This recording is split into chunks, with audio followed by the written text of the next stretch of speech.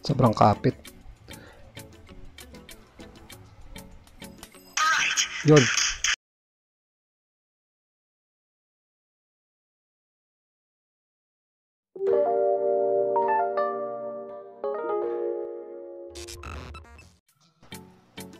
Kumusta muli sa ating lahat mga ka-rider?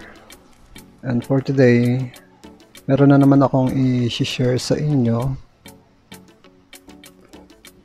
Ito, ipapakita ko sa inyo. So, siguro may idea na kayo kung anong gagawin natin dito.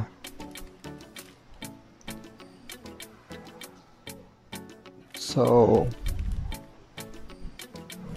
punta muna tayo dun sa ating radar.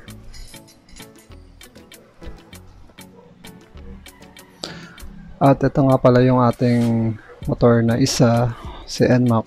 So, hindi ko siya madalas gamitin, no? Yan. Gamit ko lang sa kanya pag feeling ko na hindi ma-traffic, especially pag weekends. Yan. So, ito ipapakita ko sa inyo kung anong gagawin natin dito sa ating Raider 150.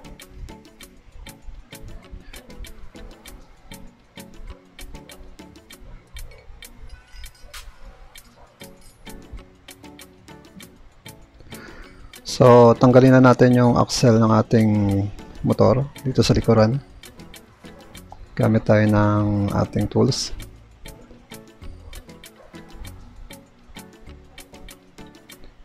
Ay, siya nga pala, no? Bago ko to simulan, pakita ko muna sa inyo kung bakit ko siya papalitan, kung anong naging issue nito. So, ito ang kanyang issue, mga ka-raider. Yan, no? Kung mapapansin nyo, medyo maingay, kumakalog na yung ating caliper. So, nag-decide ako na palitan ko na siya ng rubber boot.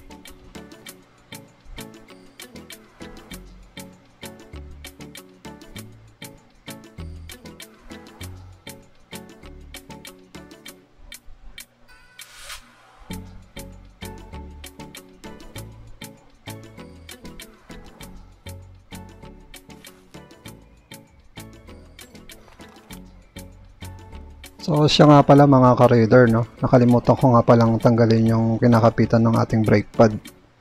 So balik muna natin yung axle. Tsaka natin pihitin yung pinaka-lock ng brake pad natin, yung tornilyo. Yan. Gamit tayo ng Allen wrench. So ito. Ipit muna natin ng maigi, no? So para madali siyang pihitin, kasi medyo mahirap baklasin yung nandito sa screw ng ating brake pad. Kailangan magandang klase yung allen wrench na gagamitin natin, kasi kung mga local na alloy wrench, bumibilog siya mga ka-raider. Mas maganda, no, mag-invest kayo ng alloy wrench na magandang klase na, para durable, hindi siya basta-basta bumibilog. So, papakita ko sa inyo kung paano ko siya baklasin, no? So, medyo mahigpit kasi ito masyado. Lalo na, especially kapag madalang natin gamitin yung palitan yung ating brake pad.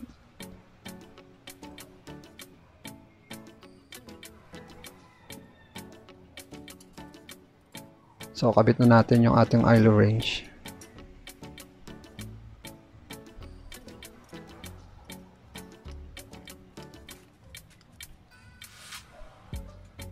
Ayan, ang kapit. Tigas. So, kailangan natin dagdagan ng ating force. Hindi natin mapihit, no, nang wala tayong dadagdag na tools. So, pasukan ko lang ng tools, no, yung pampihit natin. Sobrang kapit. Yun.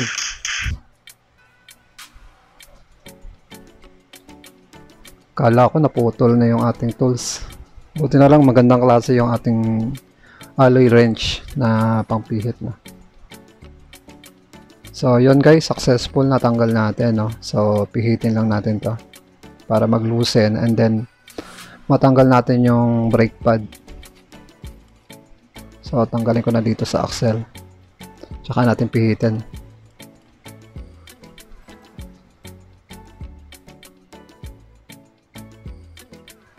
So mga ka-rider, meron pa pala akong ibang mga video na nagawa. Kung interesado kayo sa aking channel, pwede nyong bisitahin our channel Rider 150. Nagbibigay din ako ng mga info kung anong mga DIY na naisip ko na i-share na pwedeng makatulong sa atin, no? Kung di pa kayo nakapa-subscribe sa aking channel, please like and subscribe and support nyo po sa channel natin para makagawa pa tayo ng iba pang video. So eto na mga ka-rider, na tanggal na natin. So eto.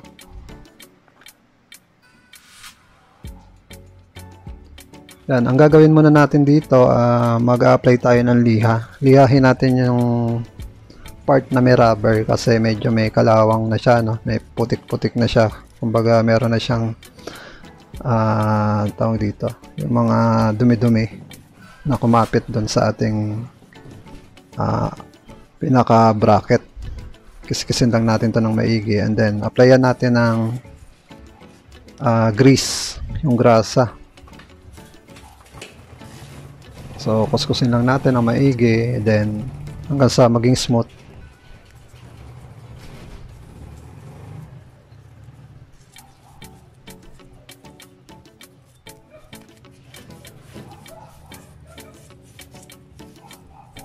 Ayan. Alright. Ganun din yung gagawin natin sa kabilang bracket. Kiskisin din natin. So, tanggalin natin tong rubber, no? Yung nakakapit.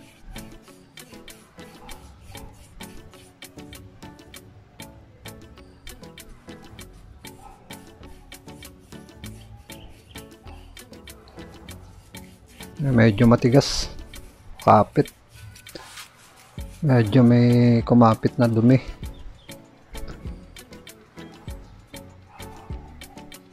Mukhang mahirap tanggalin tong kabila. Medyo may kumapit dun sa dulo. So, tiktikin muna natin. So, ganun lang gagawin natin mga ka-rider. Ang gagawin natin, kiskisin, pakinisin, and then applyan natin ng grasa para maging smooth na uli yung ating caliper, yung bracket nya.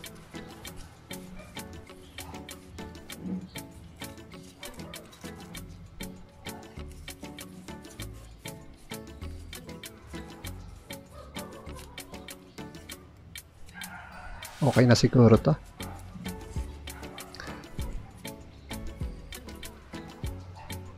Mukhang makinis naman na eh.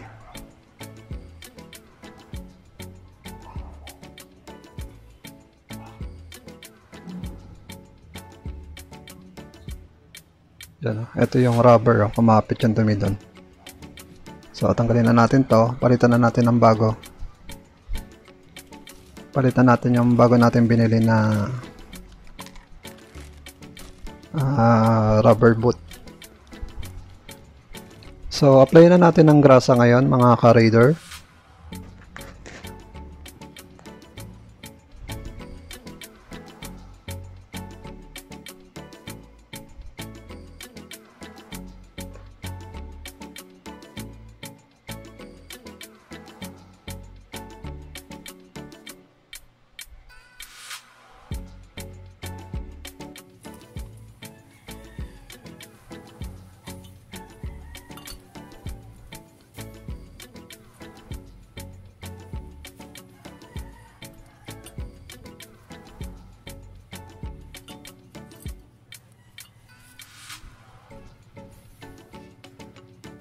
So ayan, maayos na.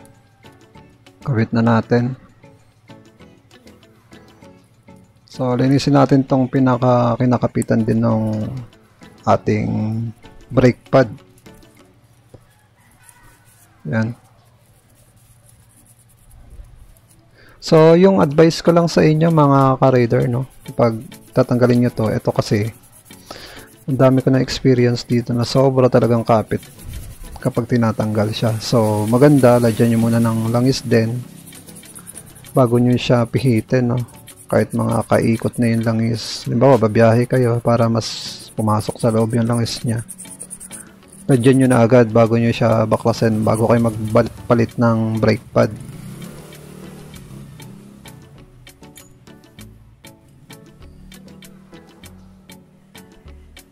So, i-assemble na natin to ngayon.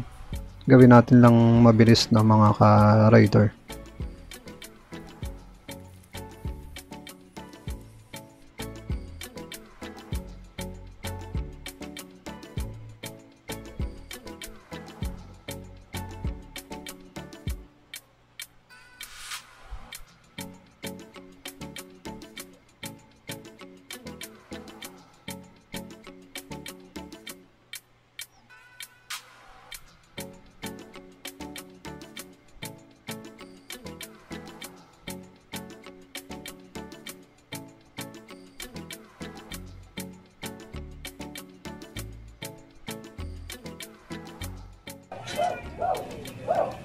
So, eto na yung naging result ng ating ginawa, mga ka-raider.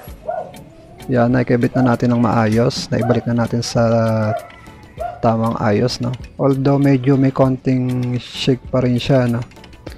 Pero hindi kagaya nung talagang sobrang use na talaga.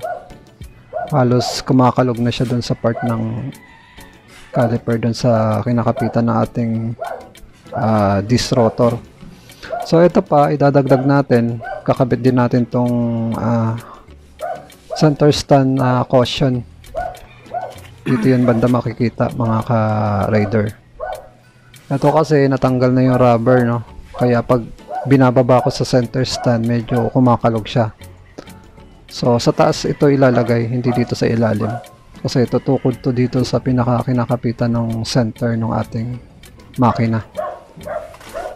So, ikakabit ko lang to. Hilahin mo lang to ng pliers. Insert mo lang siya, and then hilahin mo ng pliers yung pinaka-nipple ng rubber.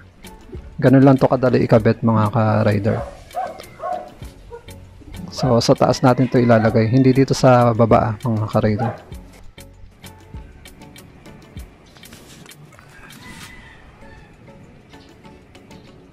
So, yan mga ka-rider, na ikabit na natin. Yan, yung nipple nyo, hihilahin mo lang yan pababa. Medyo matigas nga lang siya, pero kayang-kaya naman siya pag hinila. So, testing natin, iusog natin kapag nakatanggal na sa center stand, and then i-play natin kung anong naging resulta, kung kakaldag-kaldag pa ba siya or okay na.